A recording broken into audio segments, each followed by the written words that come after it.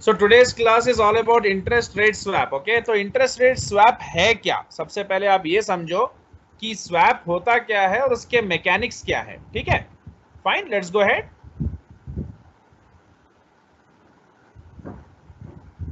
चलिए, so suppose there are like swap है क्या? स्वैप, सपोज अभी अगर मैं एक बात बोलूं स्वैप के बारे में, swap is nothing but exchange. Swap का जो मीनिंग होता है वो होता है एक्सचेंज। ठीक है, अब ये एक्सचेंज होता है।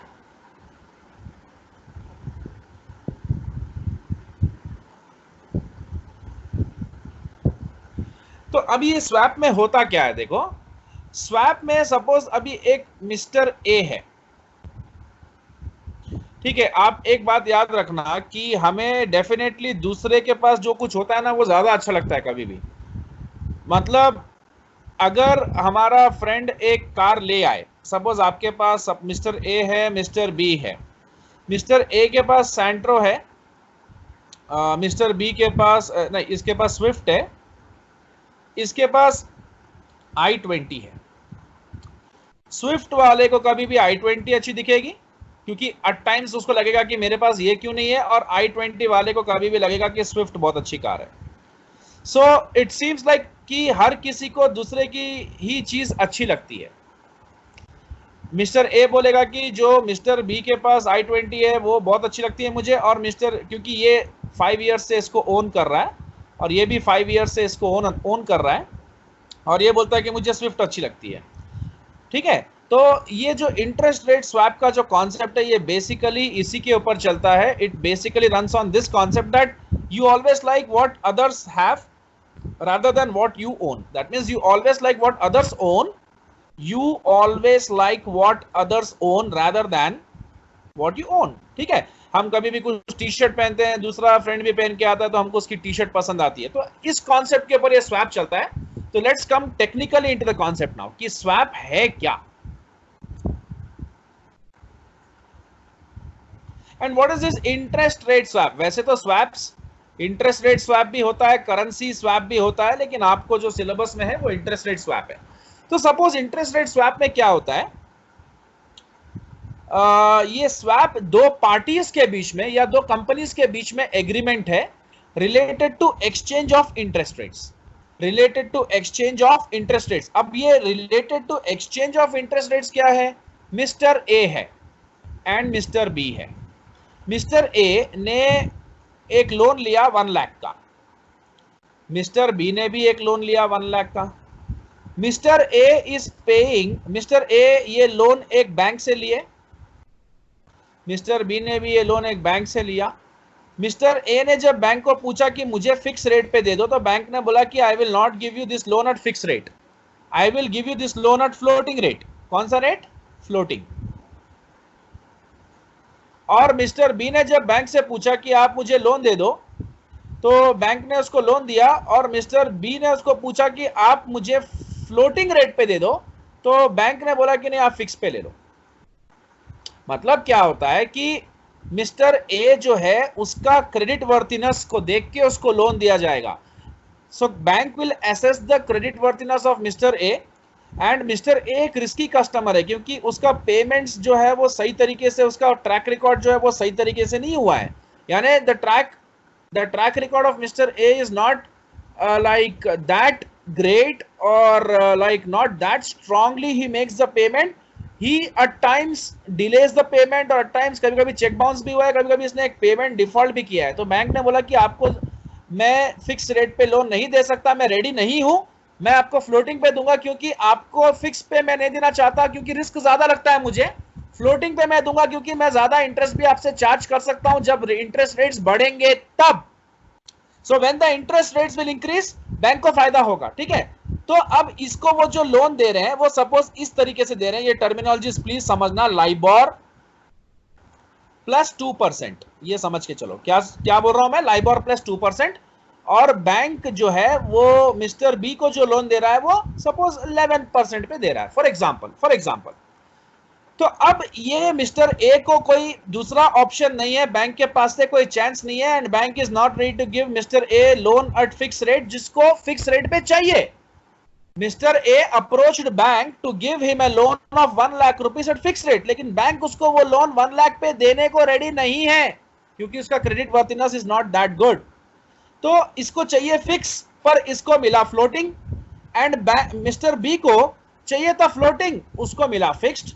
अच्छा, अब इनको मिल तो गया, एंड नाउ अब इसको क्या लगता है मिस्टर ए को कि फ्यूचर में अगर इंटरेस्ट रेट्स बढ़ेंगे, यानी अभी सपोज लाइबोर जो है वो 8% है, तो 8 + 2 इज 10% एट प्रेजेंट। अगर फ्यूचर में लाइबोर 10% हो गया तो ये जो लोन है वो जो भी इंटरेस्ट है वो 12% का हो जाएगा, which is right now 10%।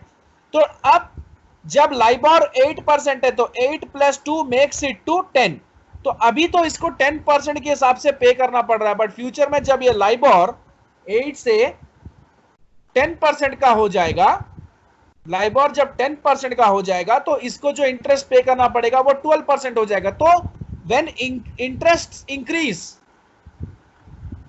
That means when the interest rate will increase, mister A is paying a higher rate of interest. When the interest rate is increasing, जब 8% लाइबोर था और 2% हमारे पास जो दिख रहा है वो है 8 + 2 is 10%। जब 10% मतलब अभी उसने जो लोन बैंक से लिया है मिस्टर ए ने, अभी जो लोन मिस्टर ए ने बैंक से लिया है वो लाइबोर + 2% के कंडीशन पे लिया है, और अभी जो प्रेजेंट लाइबोर है वो 8% है, तो अभी वो 10% पे कर रहा है। लेकिन फ्यूचर में अगर ये रेट्स बढ़ गए, अगर लाइबोर 8 से 10% हो गया तो मिस्टर ए 12% पे करेगा बैंक को। यानी अभी अगर वो 10,000 रुपए का इंटरेस्ट पे कर रहा है एट प्रेजेंट, तो फ्यूचर में वो 12,000 रुपीज का इंटरेस्ट पे करेगा। तो डेफिनेटली जब इंटरेस्ट रेट्स बढ़ेंगे तो मिस्टर ए को ज्यादा इंटरेस्ट पे करना पड़ेगा, and this is what he is not liking, because when interest rates increase, floating rate और the loan taken at floating rate would not be congenial or would not be the one which Mr. A would like. वो उसको पसंद नहीं करेगा, कोई भी इंसान ज्यादा इंटरेस्ट पे करना पसंद नहीं करता है boss. Okay, so he is worried कि फ्यूचर में अगर इंटरेस्ट रेट्स फ्लक्चुएट होते हैं, बढ़ते हैं, तो मैं ज्यादा इंटरेस्ट पे करूंगा, और ये चीज उसे पसंद नहीं आ रही है। ठीक है, दूसरी बात, मिस्टर बी अभी फिक्स रेट के ऊपर 11,000 का इंटरेस्ट पे कर रहा है, एंड मिस्टर बी को यह लगता है कि मार्केट में इंटरेस्ट रेट्स डिक्लाइन हो सकते हैं फ्यूचर में। तो जब इंटरेस्ट रेट्स 9% हो जाएंगे तो मिस्टर बी ने जो लोन लिया है और जिसके ऊपर वो 11,000 पे कर रहा है वो भी फिक्स रेट के ऊपर, फ्लोटिंग नहीं है, फिक्स है।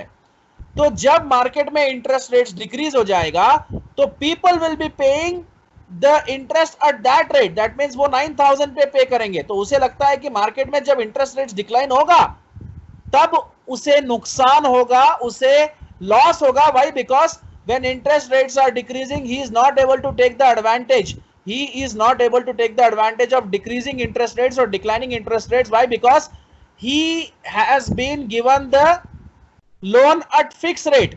चाहे interest rates बढ़े चाहे interest rates कम हो, उसे तो हमेशा बैंक को जिससे उसने लोन लिया है 11% ही पे करना पड़ेगा। अगर इंटरेस्ट रेट्स डिक्लाइन हुए तो जो भी लाइक करंट इंटरेस्ट रेट है तो लोग उसके ऊपर बैंक को इंटरेस्ट पेमेंट करेंगे। और सपोज अभी रेट अगर डिक्लाइन होकर 9% हो गया तो people will be paying 9,000 to bank and mister B will be still paying 11,000 to bank. He is paying 2,000 extra, he doesn't want to do that. तो उसे लगता है कि वो फिक्स रेट अगर फिक्स रेट पे वो कंटिन्यू करता है तो वो ज्यादा इंटरेस्ट पे करेगा, क्योंकि फ्यूचर में his expectation is the interest rates are going to decline and he doesn't want to continue with the fix rate. अच्छा, नाउ अगर मैं ये बोलूं कि अगर ज्यादा बढ़ता है तो फ्लोटिंग रेट वाले को अच्छा नहीं लगेगा। अगर इंटरेस्ट रेट्स बढ़ेंगे तो फ्लोटिंग फिक्स्ड, फ्लोटिंग वाले का प्रॉब्लम कब होगा? जब इंटरेस्ट रेट्स बढ़ेगा, तो ये उसके लिए डिसलाइक होगा। लेकिन फ्लोटिंग रेट को अच्छा कब लगेगा? जब इंटरेस्ट रेट्स कम होगा, ये इसके लिए लाइक होगा। I am speaking about a loan when they take. जब फिक्स वाले को कैसा होगा? अभी फ्लोटिंग कैसा है? सपोज अभी 10% है, दैट इज लाइबोर प्लस 2%, यानी 8 + 2 10% चल रहा है। 10% हो तो वो ठीक है, उसको ठीक है। लेकिन जब वो 12% हो जाएगा, यानी लाइबोर, अब इसका लाइबोर अभी 8 है ना, तो अभी लाइबोर अगर 10 हो गया तो 10 + 2, अगर ये 12% पे करेगा तो डेफिनेटली इसको अच्छा नहीं लगेगा, ठीक है। लेकिन अगर वो लाइबोर 6% हो जाता है, 6 + 2, हाँ, अगर ये 8% पे करता है तो उसको अच्छा लगेगा, क्योंकि इंटरेस्ट रेट्स डिक्रीज होना is good for floating rate guy, but increase होना is risky for this guy. So this is less risky for him and this is more risky for him. But at the end of the day what I'll say is floating rates हमेशा risky लगते हैं।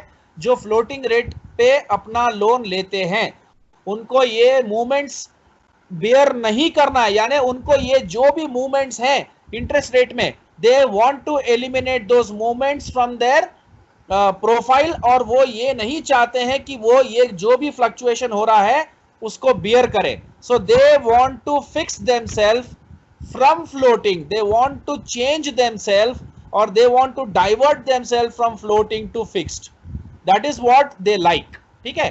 तो जो भी floating rate वाले जो floating rate पे जो लोन लेते हैं, वो ये फ्लक्चुएशन से अपने आप को बचाने के लिए या फ्लक्चुएशन से के प्रेशर को नहीं लेने के लिए या फ्लक्चुएशन से अपने आप को दूर करने के लिए they will always go for fixed, वो फिक्स को प्रेफर करेंगे। एंड फिक्स रेट वाले को जब इंटरेस्ट बढ़ेगा मार्केट में तो he will be happy, he will like this. Why? Because he still paying 11। अगर इंटरेस्ट 13 होता है तो वो 11 ही पे कर रहा है, बट अगर वही इंटरेस्ट 9 हो जाए तो उसको पसंद नहीं आएगा। And he also want to save himself, or he also wants to protect himself from declining interest rates, because when the interest rates will decline, he is still paying a higher amount, and he definitely wants to switch himself from fixed to floating. Okay, so this is what is all about a swap. So fix वाले को floating लेना है और floating वाले को fix लेना है, यानी जो मिस्टर ए ने फिक्स फ्लोटिंग रेट पे लोन लिया है उसको अब एक स्वैप एग्रीमेंट बनाना है मिस्टर बी के साथ, ओके। और as per the swap agreement ये अब मिस्टर बी का, ये मिस्टर बी से बोलेगा कि भाई आप फिक्स इंटरेस्ट वाले हो और आपका जो भी फिक्स इंटरेस्ट है मैं उसको पे करूंगा, ठीक है। क्योंकि ये फ्लोटिंग रेट पे नहीं करना चाहता, because I have already explained you, क्योंकि he is very much fed up with the fluctuation in the interest rates. He is very much fed up with the fluctuation in the interest rates and he wants to get rid of this fluctuation. And this guy is also at pressure, वो fix rate पे नहीं करना चाहता, अपना जो भी loan है उसका इंटरेस्ट वो पे नहीं करना चाहता, because he thinks कि अगर इंटरेस्ट रेट डिक्लाइन होता है तो he is paying more. तो he also wants to make a swap agreement with Mr. A, as per which वो उसका floating rate interest पे करने के लिए रेडी है, because he thinks अगर इंटरेस्ट रेट डिक्लाइन हुआ तो like he can take the advantage, and he thinks अगर इंटरेस्ट रेट इंक्रीज हुआ तो he can take advantage of fix. मतलब इंटरेस्ट रेट अगर बढ़ेगा तो भी ये फिक्स इंटरेस्ट ही पे करेगा, क्योंकि इसने फ्लोटिंग से अपने आप को फिक्स में शिफ्ट कर लिया है, यानी वो फ्लोटिंग इंटरेस्ट से फिक्स इंटरेस्ट में अपना एक्सचेंज कर लिया है। एंड ये क्या सोचता है कि अगर इंटरेस्ट रेट डिक्रीज होगा तो at that time floating will be good, and he wants to take advantage of that situation, and he has switched himself from fixed to floating. Okay, so this particular agreement in which these two guys agreed to exchange the interest rates or exchange to make the interest rate payments is nothing but swap agreement. So swap agreement is nothing but in which one party which is paying interest at a floating rate wants to exchange the floating rate with fixed rate payments. Okay, he is making the payments at floating rates. I have a question on LIBOR rate, sir. What? LIBOR rate.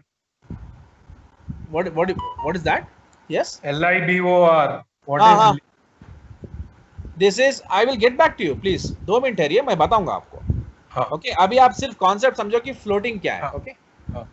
तो अभी like the thing is कि he is making floating rate interest payments तो he wants to like switch himself or shift himself from floating rate to fixed rate.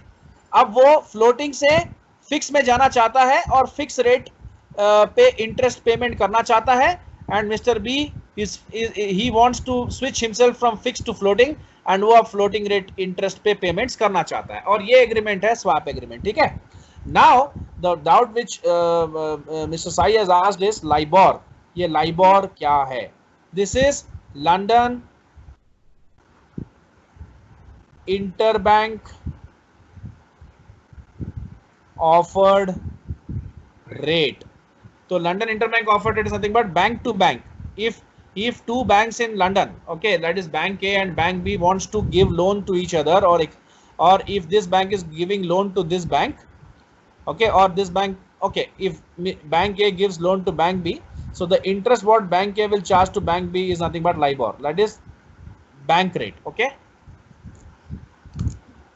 that is bank rate. Okay, now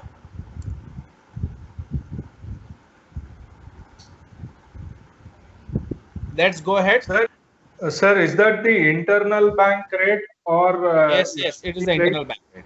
External or internal. This is not for customers. This is only for, this is only between the banks. Okay. Okay. Same like branch to, if like we assume like one bank to another bank, SBI to ICICI. Okay. So now please listen to the way how a swap works. Okay, and the mechanics of swap. Please listen to this example. I will explain you how the payments happen and how everything happens in a swap agreement. Listen to this. Okay. Now, this is lender 1. Lender 1 यानी ये एक bank है, ठीक है, और ये एक company है. This is a company, and this again, this is company A, company B. Okay,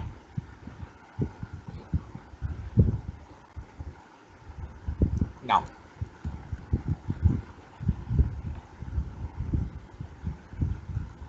this is lender 2.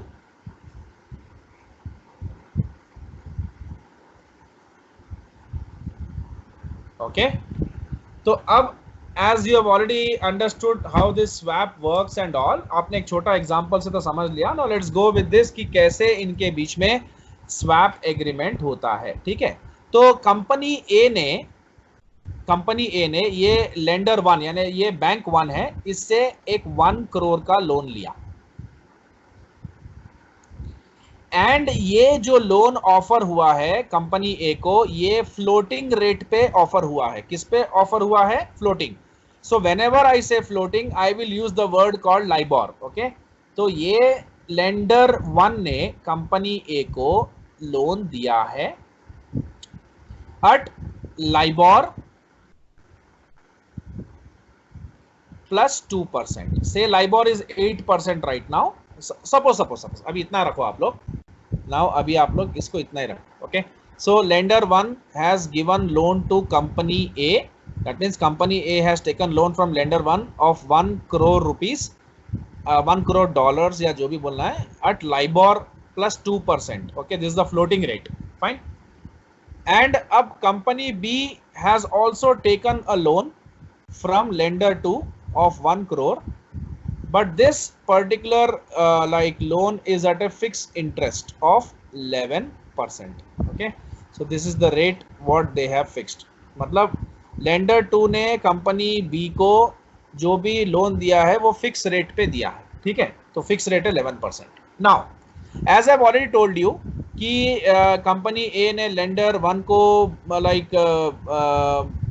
like जो भी अप्रोच किया है और उसने उसको बोला कि मैं आपको फिक्स रेट पे नहीं दे सकता. They are not ready to offer the loan at fix rate to company A. Already I have given the explanation about कि फिक्स रेट पे क्यों नहीं देना चाहता है, क्योंकि हो सकता है इसका क्रेडिट वर्थनेस उतना स्ट्रांग नहीं होगा, और इसने उसको बोला है कि मैं आपको फ्लोटिंग रेट पे दूंगा. तो अब कंपनी ए लेंडर को कितने बार भी अप्रोच करेगा तो भी lender is not ready to give company A the loan at a fix interest rate, वो उसको फ्लोटिंग पे ही देने को रेडी है। तो कंपनी ए के पास भी कोई ऑप्शन नहीं है और उसको भी वो फ्लोटिंग पे ही ले रहा है, ठीक है, फ्लोटिंग इंटरेस्ट रेट पे ही वो 1 करोड़ का लोन ले रहा है। नाउ अब कंपनी बी लेंडर 2 से 1 करोड़ का लोन लेता है और वो उसको फिक्स रेट पे ऑफर कर रहा है, ठीक है। अब ये जो कंपनी ए है, आई ऑलरेडी टोल्ड यू, जब फ्लोटिंग रेट पे, मैं यहां पर लिख देता हूं floating, here I am writing fixed, I have already told you कि फ्लोटिंग वाले को ये डर होता है कि अगर इंटरेस्ट रेट्स इंक्रीज होगा तो they will pay high interest. तो इसीलिए this guys like company A wants to shift into fix rate, यानी इनको फिक्स पसंद है, इनको फ्लोटिंग अच्छा नहीं लग रहा। एंड कंपनी बी जो फिक्स पेमेंट कर रहा है वो सोचता है कि इंटरेस्ट रेट्स अगर डिक्रीज होगा तो I will be paying a higher interest, so इसको जाना है फ्लोटिंग में, ठीक है। तो now what they do is they like enter into a swap agreement। Suppose यहां पर मैं लाइबोर 8% ले रहा हूं, 8% प्लस 2%, और ये बोलता है कि मैं 10% आपके साथ फिक्स कर रहा हूं कि मैं आपका जो भी लोन होगा उसके ऊपर मैं 10% के हिसाब से आपको इंटरेस्ट, आपका जो भी इंटरेस्ट पेमेंट होगा 10% के हिसाब से फिक्स इंटरेस्ट पेमेंट करने को रेडी हूं, और आप मुझे अपना फ्लोटिंग, मेरा फ्लोटिंग ले लो और मुझे फिक्स दे दो, ठीक है। सो अब कंपनी ए ने कंपनी बी के साथ एक एग्रीमेंट बनाया एज पर which company A is ready to make the payment और interest payments of company B at 10%, that is LIBOR, and that is LIBOR, you know LIBOR को उसने क्या किया, 10% पे फिक्स कर दिया है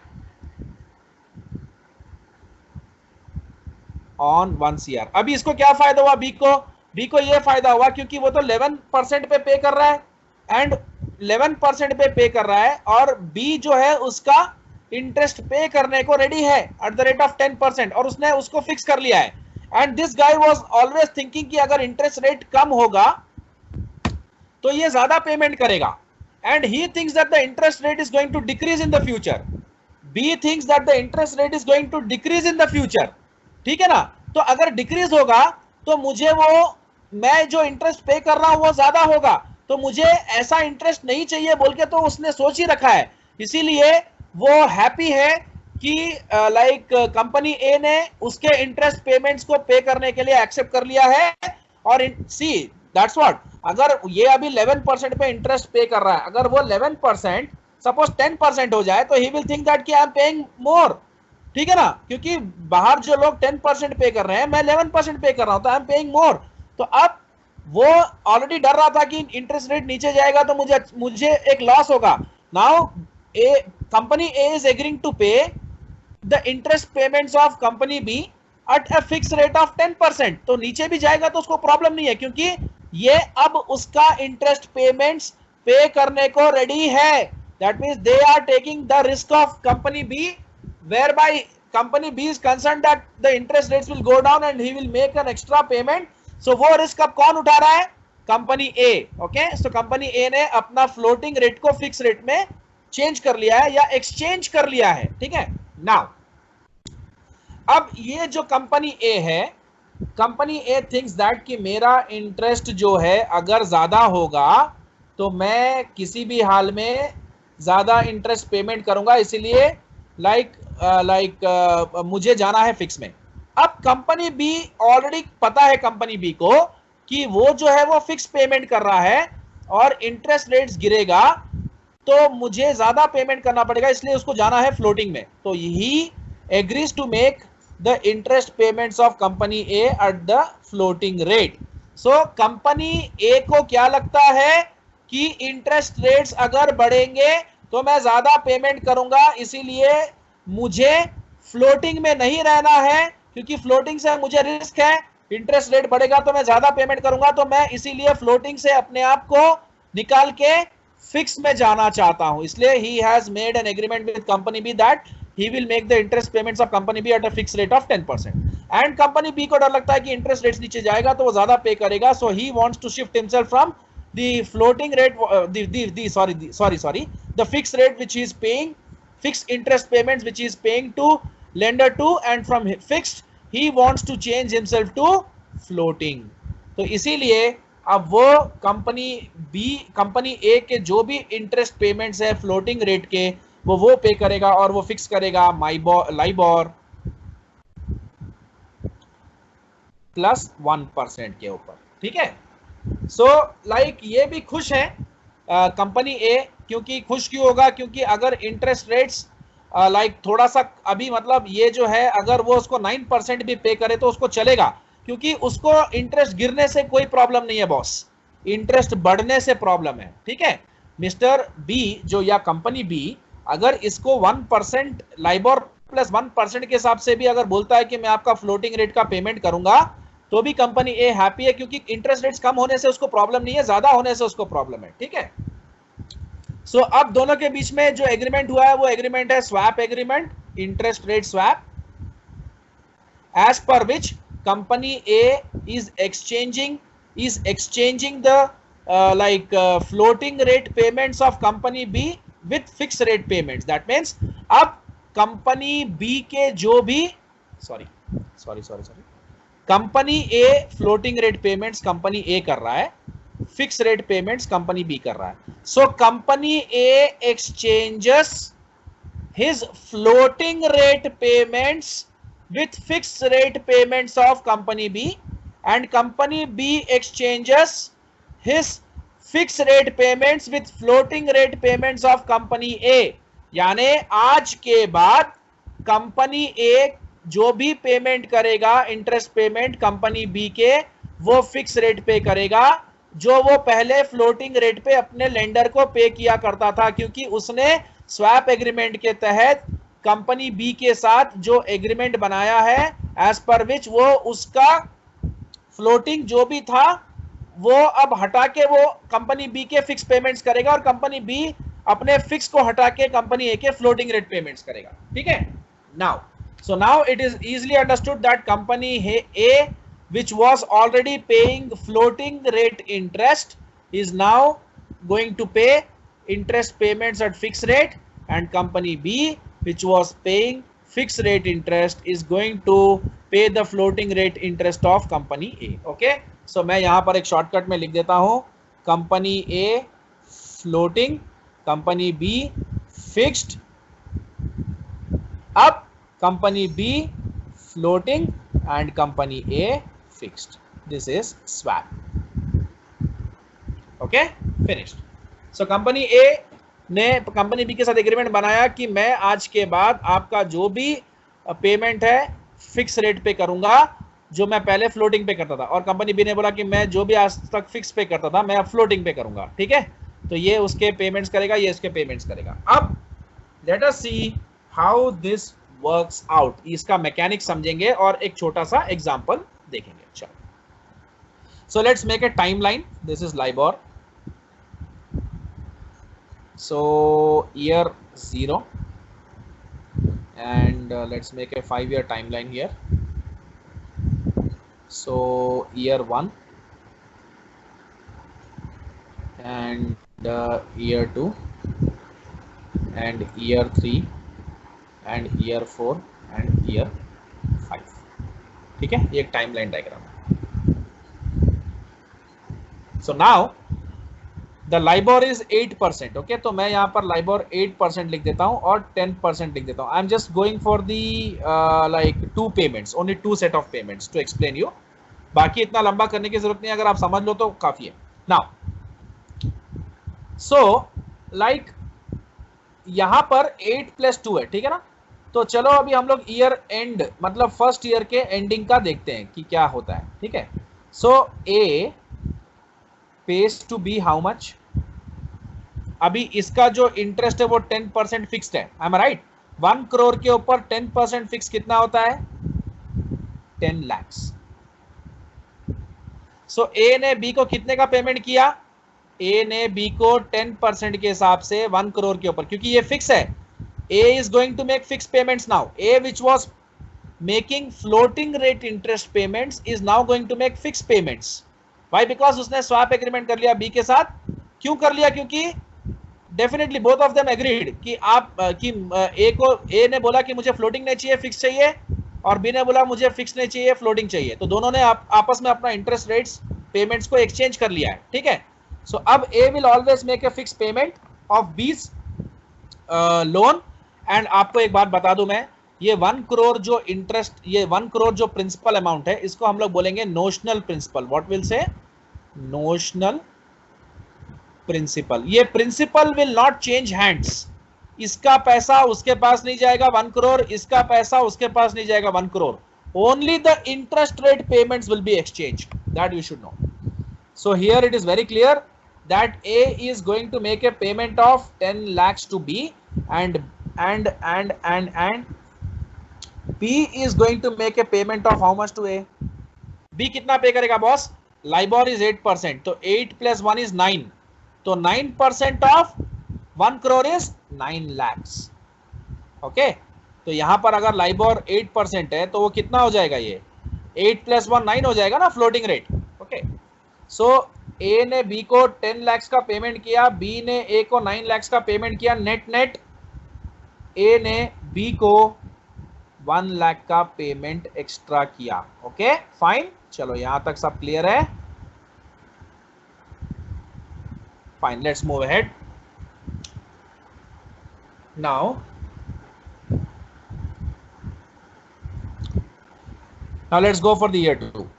तो ईयर 2 में अब क्या हो रहा है कि आपका लाइबोर 10% हो गया है, ठीक है। LIBOR is now 10%। Now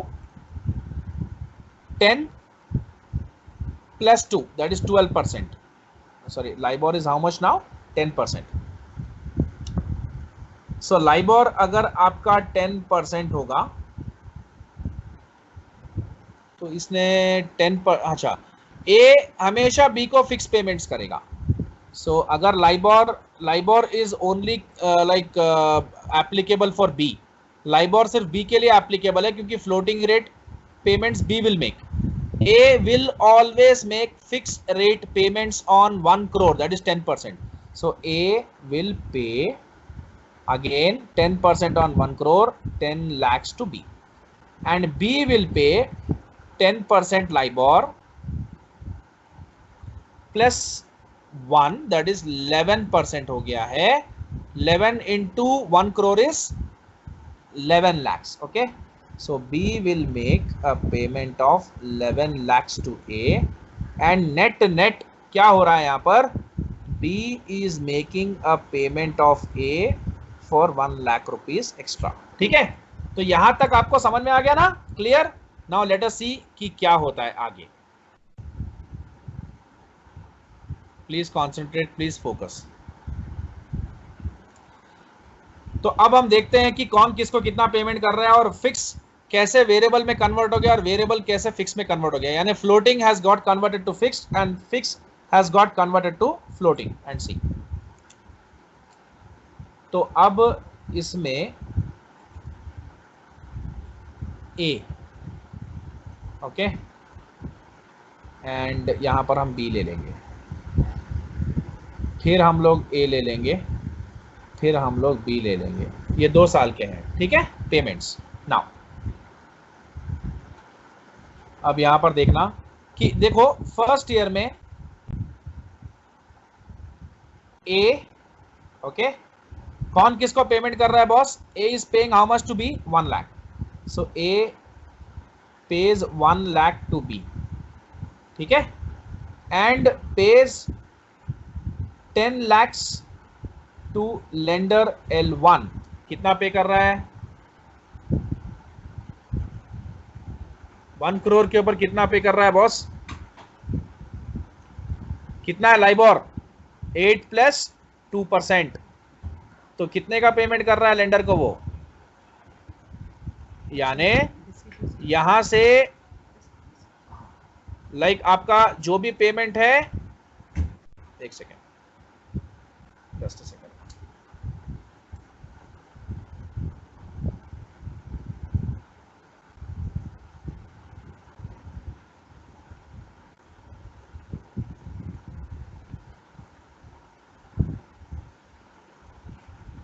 now so ये जो स्वैप एग्रीमेंट है, swap agreement between A and B है फॉर इंटरेस्ट पेमेंट्स, ठीक है। लेंडर को तो जो पे करने का है वो ए ही पे करेगा. So A pays 1 lakh rupees to B and A pays to lender 10 lakhs. क्यों 10 lakhs? क्योंकि यहां पर हम लोगों ने लाइबोर 8% रखा था, 8 + 2%. ठीक है, तो लेंडर को कंपनी ए लाइबोर प्लस 2% के ऊपर यानी 10% के ऊपर 1 करोड़ के ऊपर 10 lakhs का लोन पे करेगी, 10 lakhs का इंटरेस्ट पे करेगी. So now this has become 11 lakhs and C 11% हो गया. ओके, चलो अब बी का देखते हैं. बी गेट्स, सो यहां पर जब ए ने बी को पेमेंट 1 लाख का किया तो बी को कितना पेमेंट मिला? 1 lakh. So B gets 1 lakh from A. Okay, and B pays 11 lakhs to lender 2. क्यों लेंडर 2 को 11 lakhs पे करेगा? क्योंकि बी का लेंडर के साथ तो फिक्स पेमेंट है. I am telling you this swap agreement is between A and B, not lender 1 and lender 2. ये ए और बी के बीच में एग्रीमेंट है. ए और बी आपस में सिर्फ अपना इंटरेस्ट पेमेंट्स एक्सचेंज कर रहे हैं बस. बाकी जो भी लोन उनको अपने बैंक को पे करना है वो तो वो करेंगे boss. So A will make the payment to lender 1 at LIBOR plus 2%. ठीक है ना, वो जो पहले से ही फिक्स्ड है उसका मतलब फिक्स्ड यानी फ्लोटिंग रेट पे है. आज फर्स्ट ईयर में लाइबोर 8% है तो वो तो उसको 10% at the rate of 1 crore 10 lakhs पे करेगा और बी 11% एट 1 करोड़ 11 lakhs पे करेगा अपने लेंडर को. ठीक है, बट इंटरेस्ट पेमेंट्स एक से ज्यादा होगा, एक से कम होगा. That is what they are exchanging. कभी एक को प्रॉफिट है, कभी एक को लॉस है. सी always both the parties will not be at profits, both the parties will not be at losses. One party's gain in other party's loss in any kind of like derivative, in any kind of derivative arrangement. Futures में भी हमने देखा था एक का sentiment bullish है तो दूसरे का बियरिश है, तो एक को प्रॉफिट होगा तो दूसरे को लॉस होगा. That's what. Now let's see the net payment here. And here net payment 10 lakhs because here he gets 1 pays 11. तो ये मतलब पॉजिटिव है, ये नेगेटिव है तो मतलब 10 lakhs हो जाएगा. ठीक है, 10%.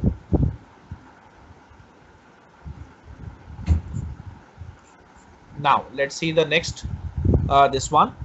अभी A इस केस में when LIBOR is 10% जो भी फ्लोटिंग रेट पे है, but A is always going for a fixed payment of interest to B. तो अब यहाँ पर A को कितना मिला था? A gets how much from B? 1 lakh. Gets 1 lakh from B. And lender को कितना पे करेगा? Pays 12 lakhs. क्यों 12 lakhs? Because now LIBOR is 10% in the second year. So 10 plus 2 is 12.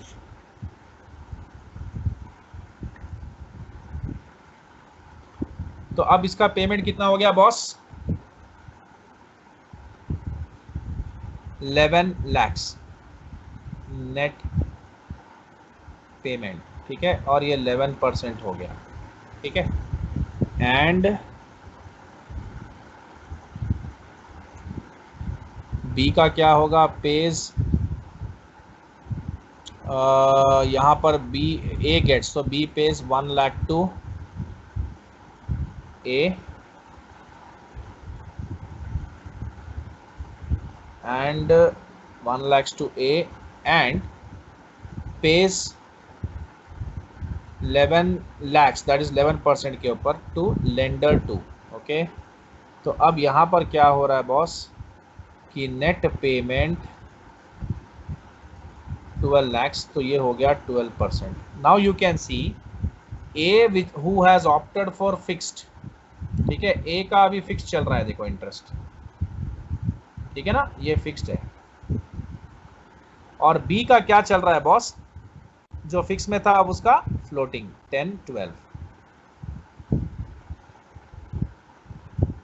This is all about swap agreement and mechanics of swap agreement and how a swap agreement works. Okay, तो आप देख रहे हैं यहां पर कि एक बार जब यहाँ पर कौन किसको पे कर रहा है, ए बी को पे कर रहा है, बट फिर यहाँ पर बी ए को पे कर रहा है, ठीक है। यहाँ पर फिक्स पेमेंट है दोनों टाइम, यहाँ पर वेरिएबल पेमेंट है। तो यहाँ पर जब इंटरेस्ट रेट मतलब इसके पास से जब इसने ज्यादा पे किया तो इसने उसको एक्स्ट्रा पे किया था फर्स्ट ईयर में, सेकेंड ईयर में फिर इसने उसको पे किया, यानी फिक्स, ये फिक्स में ही चल रहा है और वो वेरिएबल में। तो हो रहा क्या है, यहाँ पर जब इंटरेस्ट रेट्स कम था तो इसने उसको पेमेंट किया, और यहाँ पर जब इंटरेस्ट रेट्स बढ़ गया तो सी यहाँ पर फर्स्ट केस में इंटरेस्ट रेट्स जब गिर गए, यानी फ्लोटिंग में गिर गया ना बॉस, तब बी जो ज्यादा पे करने वाला था वो कम पे कर रहा है, और ए जो लाइक नॉर्मल पेमेंट करने वाला था वो अब फिक्स में चले गया है, तो वो इंटरेस्ट रेट्स कम होगा तो वो ज्यादा ही पेमेंट करेगा। तो इसीलिए ए ने 1 लाख रुपए बी को पे किया। अब यहां पर जब इंटरेस्ट रेट्स लाइक बढ़ गए तो फ्लोटिंग रेट वाला ज्यादा पेमेंट करेगा और फिक्स वाला हमेशा फिक्स में रहेगा। तो यहां पर बी के पास से पेमेंट आ गया और ए के पास, मतलब बी ने यहां पर लाइक बी ने अपना पेमेंट किया है और ए ने पेमेंट रिसीव किया है। तो इसीलिए एक बार बी ए कर रहा है, दूसरे बार बी कर रहा है, and we have seen here कि ए अब फिक्स कैटेगरी में चले गया क्योंकि उसका हमेशा जो पेमेंट्स होगा वो फिक्स में ही कन्वर्ट हो जा रहा है और बी फ्लोटिंग में कन्वर्ट हो जा रहा है। तो दोनों पार्टीज क्या कर रहे हैं, अपने जो भी रिस्क वो लोग अज्यूम कर रहे थे, जो उनका परसेप्शन था रिस्क का, वो दोनों ने उस रिस्क को अपने तरीके से एक एग्रीमेंट बना के उस रिस्क को मिनिमाइज करने की कोशिश की है।